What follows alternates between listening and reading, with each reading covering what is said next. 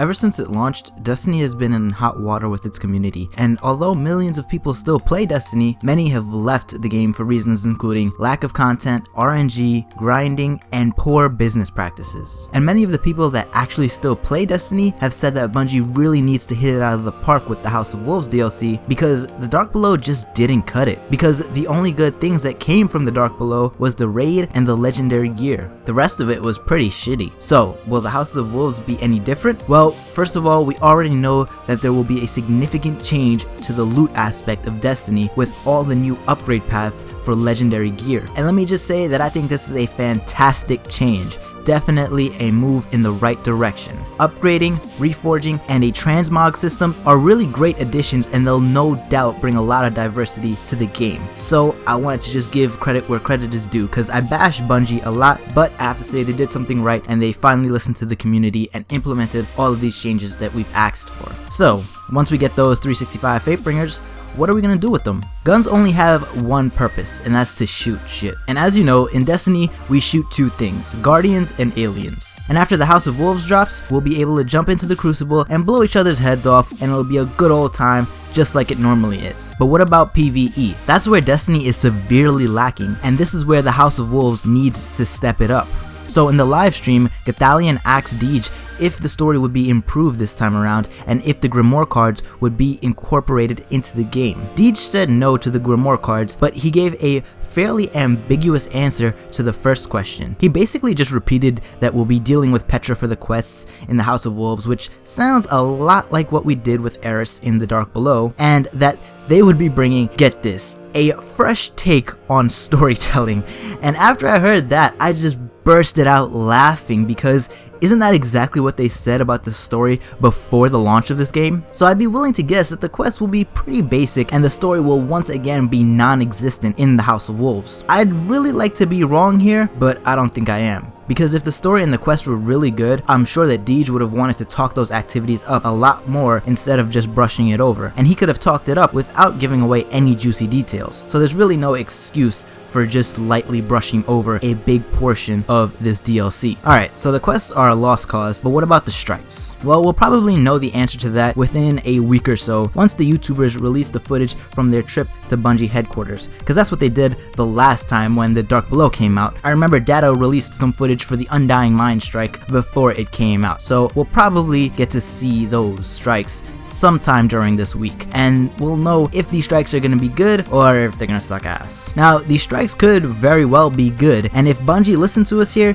they could have implemented some light mechanics to make these strikes much more interesting. Now, I don't want to be a negative Nancy here and say that Bungie will probably fuck this up and give us some boring strike with a bullet sponge boss again, but that's also a possibility, and I have to make that clear. But let's pretend that the strike is good and they deliver a brand new strike experience with this one. That will definitely be a nice change and yet another step in the right direction for Destiny. But it's only gonna be one strike, two if you're on PlayStation. Will that really be enough when all the other strikes we do are boring and repetitive? I don't think so, but at the very least it'll be a good showing of faith to the community, which would be a big win for Bungie if this is the case. Now that leads us to the final activity, the arena, aka the Prison of Elders. Deej said that this would be a weekly activity like the raids and Nightfalls. If this would play out like a raid, Deej said no, that the Prison of Elders is a brand new experience in Destiny. So those of you who thought you'd be getting a 3-man raid, you're shit out of luck. Deej didn't go into specifics because he has to save that for the arena stream in a couple of weeks, but from this we can infer that the Prison of Elders will be some kind of wave defense horde mode with modifiers, which sounds pretty fucking lackluster for endgame content if you ask me. In fact, it sounds a lot like some of the portions of the Nightfalls to me. I mean, the Nightfall that I just did, the Archon Priest, in that area where you fight 3 waves of Vex, will that be what the Prison of Elders is? If so, that's gonna fucking suck, man. Now I could be wrong here, and maybe there's a lot more to the arena, more than I can actually imagine, which I honestly hope is true, because despite all of my bitching directed at Bungie, I'd really like to see this game prosper. But once again, let's imagine that the arena is actually a good game mode, and then it's fun and it delivers a new cool experience. There's a problem in that we can only do this activity once a week, just like the raid from the last DLC. And here lies the problem with Bungie's DLC model. A few missions, a strike, and a weekly activity just isn't enough to keep us busy. We saw this with the last DLC. Because even if the quests and strikes are decent, which they probably won't be, we'll play them so many damn times that we'll get sick of them within a few weeks. This is the big problem with Destiny. Instead of doing new things, we're constantly doing the same things over and over again. Recycling content just isn't gonna cut it anymore. We need more activities and we need new experiences. And this is pretty much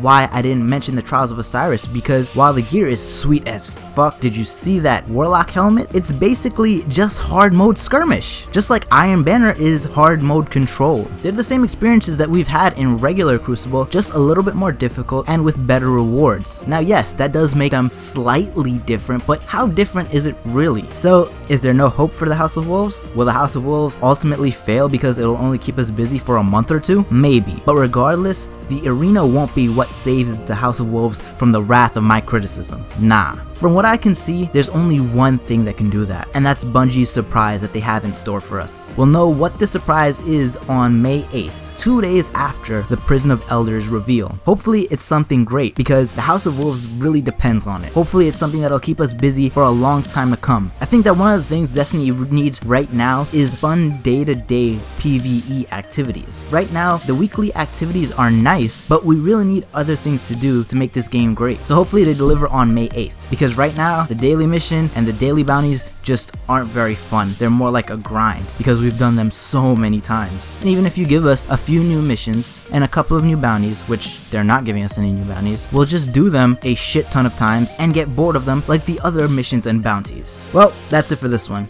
If you enjoyed the video, don't forget to smash that like button. If you're not feeling too shy, drop a comment below and let me know what you think about the House of Wolves DLC. Do you think it's gonna save Destiny? Is it just gonna prolong its death? Let me know. And if you want to join up with the baddest motherfuckers in all of YouTube, hit that subscribe button. And speaking of the subscribe button, I noticed that we cracked 100 subscribers last week, and right now I think we're up to 125 subscribers. That's totally insane, guys. I just wanted to say thank you so much, because I really appreciate the subscribers, the views, the likes, and especially all of the nice comments that you guys leave for me. And that goes double for you guys that consistently comment on my videos. You know, Sony, Megatron, Jason Jones, Luke Van, I can't pronounce the rest of your name, Demon Terra, and everyone else. I really appreciate all of the nice things that you guys say, because when I first started this channel, I was thinking, man, who the fuck is gonna watch me with no subscribers, subpar quality, when there's so many other channels out there with more subs and more videos that they could be watching? Why would they watch me? You guys totally proved me wrong. I really didn't know what to expect when I started this channel, but you guys have blown me away, and I'm really happy with how the channel's going, and I want to move forward and see how far we can go. But that's enough babbling from me. I'll catch you guys in the next one.